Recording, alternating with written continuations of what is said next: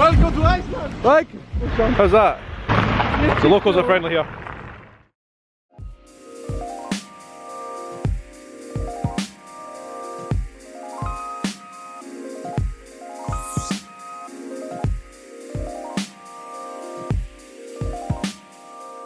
We've just driven all the way out here to the Blue Lagoon. We knew it was closed and we just wanted to have a look for ourselves, but there's nothing here to take photos of or anything like that. So the next thing on the agenda is we're going to go to a place called Bridge Between the Continents. That's basically where the two continental shelves of America and Europe meet.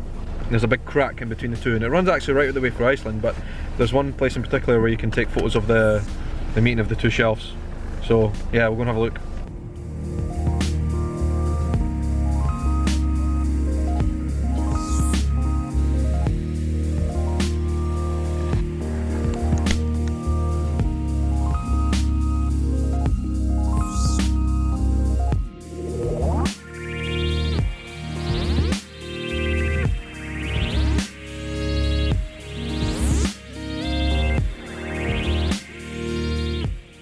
We've come out to the place which is called the Bridge Between the Continents, and basically what's here is the two continental shelves. It's quite an amazing place to come and take photos. It's one of these touristic sites on Iceland that you really should not miss if you come here.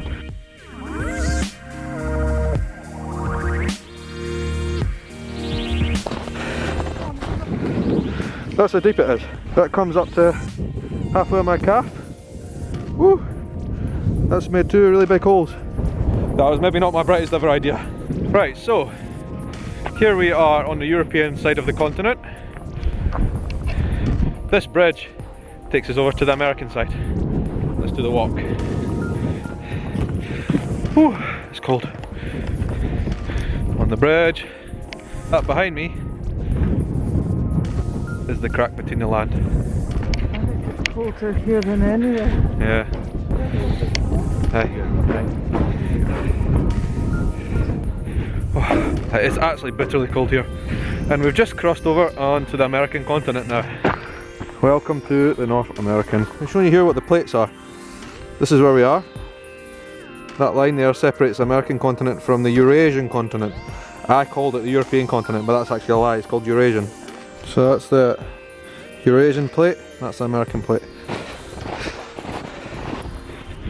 Okay, so I'm now standing in between the two continents, down in a crack. God knows what's down below. Just miles and miles of nothing probably.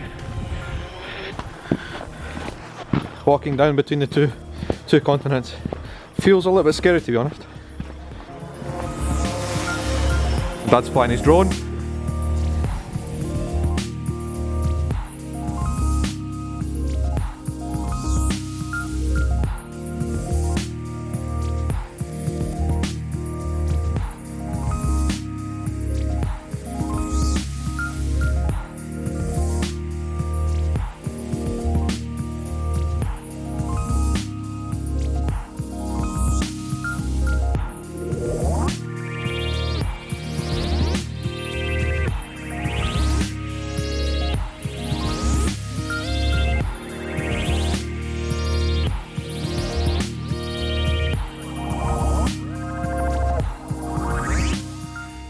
Snow's pretty deep in these troughs here.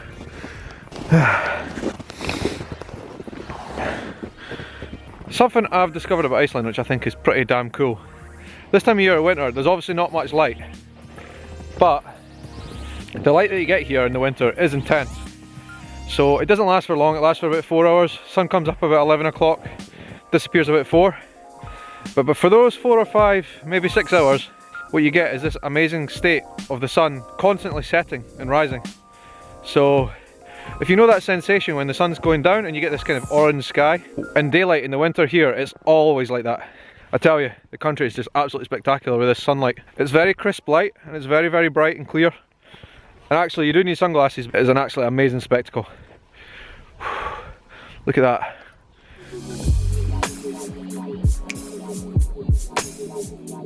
We're going to go back to the car now and hopefully find somewhere nice to eat for lunch. I really want to eat some Icelandic food, which probably consists of some fish or something like that, I don't know. I love Icelandic street signs. I think we should go that way, up there. We're all a little bit lost, but I presume this is a main street. I asked one of the locals what the main street was, and he said there is no main street, but it kind of looks central here. Pretty intense.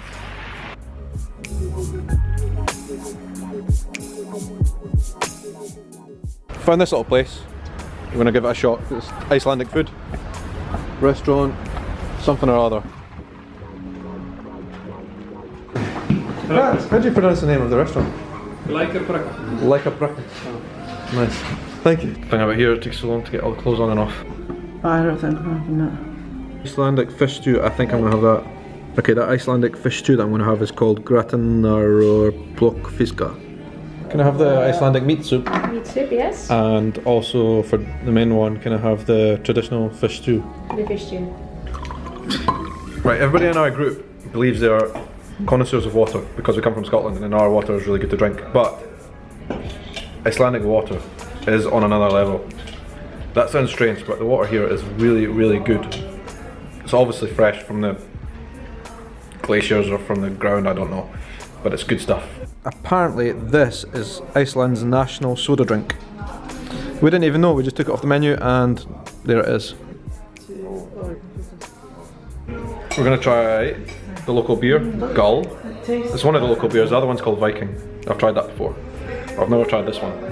I like the pictures of it. It could be that amazing Icelandic water, but that is good beer. Thumbs up for that.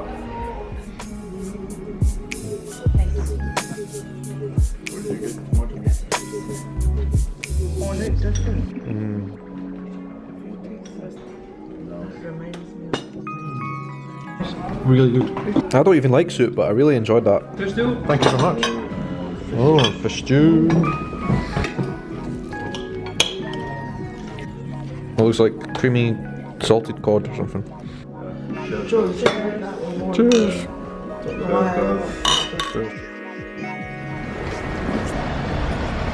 I'm really surprised. I didn't think the high street was anywhere near as big as this for a start. And it's really, really pretty. Lots of nice little shops.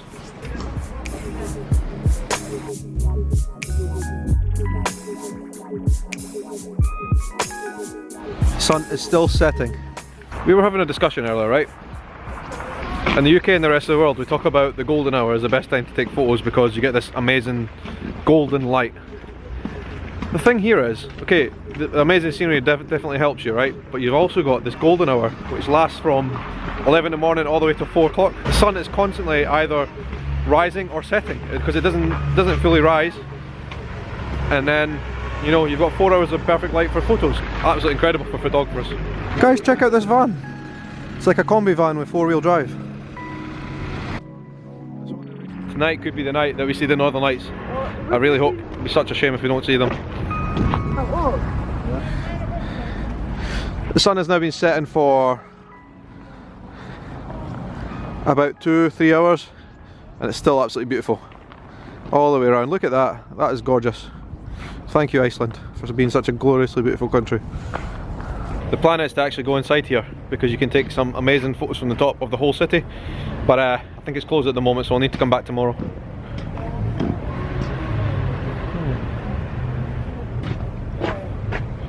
You think I should knock on the door? One thing I've noticed, all the windows in Reykjavik, they seem to reflect the light, so you get this amazing golden colour. Unfortunately the church is closed, so we can't go up there and take the amazing photos of Reykjavik, but we're going to come back tomorrow. Hopefully we'll get a better view then.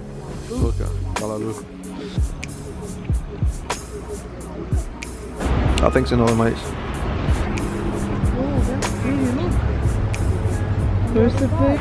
Well, I must admit guys, Iceland just keeps on surprising. We thought we'd seen all the great stuff when we were out and about exploring the country. There's so many good things, but just taking this walk through Reykjavik, and it's such a beautiful little city. I had no idea. I had no idea there were so many things here. I mean, it's a shame we don't really have time to explore it properly, but we can see there's so many really cool shops, buildings to take photos of, lots of really cool looking bars and pubs as well, cafes. You could spend days going in all the cafes here, no doubt. It looks amazing, and it's just a really pretty, beautiful town, and everybody's so friendly and nice and happy. No, I think I'll need to make a pledge to come back here and spend more time. 4 days is not enough to explore Iceland properly. You could really do with a month, to be honest. between Reykjavik and all the other amazing sites in Iceland. It's just so impressive. I love it here. If you've not been to Iceland before, just make a plan and do it. You will not be disappointed.